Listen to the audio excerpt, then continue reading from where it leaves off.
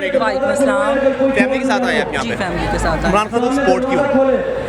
عمران خان کو سپورٹ کیوں؟ اس لیے کہ اس نے ہمارے بچوں کو شعور دیا ہے جی اور جو آج تک میرا خیال ہے کسی نے نہیں دیا، نہ نون لیگ نے نہ پیپلز پارٹی نے.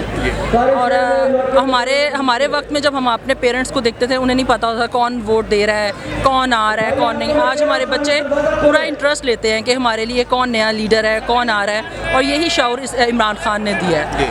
اور یہ میرا خیال ہے کہ یہی شعور کی ساری جنگ ہے کہ وہ چاہتے تھے کہ عوام اندھی بہری ہی رہے تاکہ وہ جو کر رہے ہیں کسی کو پتہ نہ چلے.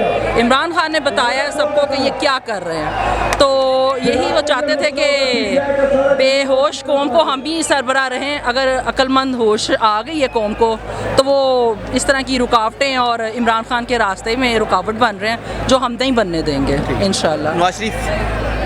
نواز شریف کے لیے کیا کہا جا سکتا ہے، وہ خود بھاگ کے تو چلا گیا.